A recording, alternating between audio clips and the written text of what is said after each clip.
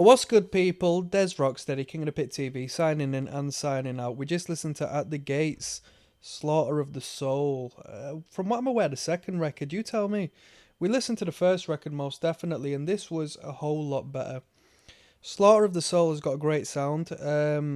We listened to the full dynamic range edition, so the production was really good. First track, Blinded by Fear, had a horrible sound to it, but that's purely because it was the music video, and these music videos don't tend to come with the sound engineering in relation to the just distributed songs that you might get when you upload the full quality file to like the streaming services and that, which we got through the rest of the record. So 11 tracks, production was good, craft was good, a very good sound. Let me just give a shout out to Lans, who recommended this via the Patreon. One love, my friend. Great recommendation. Over the 11 tracks, it must have been half an hour's worth of material, if that, which really suits me. That really suits me.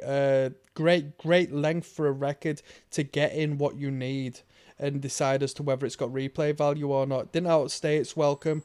And generally speaking, it's either going to be too long or not too long. It's either just going to be too long.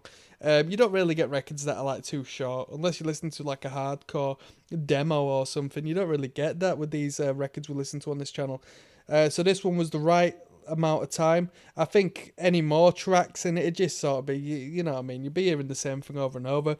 These dudes do play the same thing over and over. Respectfully, they've got a sound, and they don't vary from the sound, and that's a good thing. The vocals are grim, frostbitten, makes you want to throw the claw up, and that atop of the metalcore-esque guitar work and drumming. I mean, don't get me wrong, it's not metalcore, but you know where I'm coming from, this whole melodic death metal thing.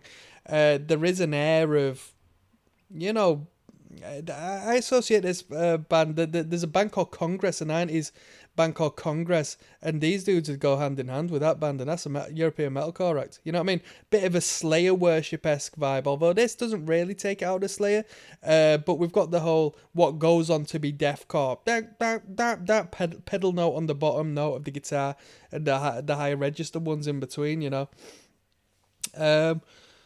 That being said, yeah, a couple of good elements here, there and everywhere. Blackened, grim vocals, metalcore-esque vibes, melodic death metal, of course. That's what you would consider this act, at least during this stage.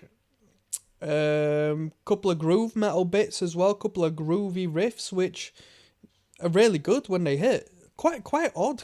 You would assume they'd be more awkward than they are, but they're not. I enjoyed the record.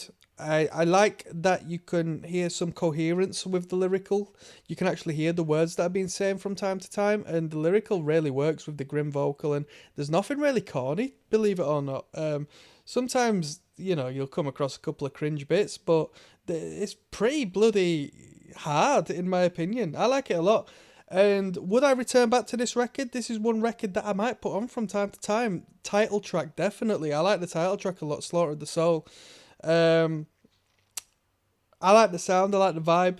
I give it an 8 out of 10. I give it an 8 out of 10. I think this is a great record.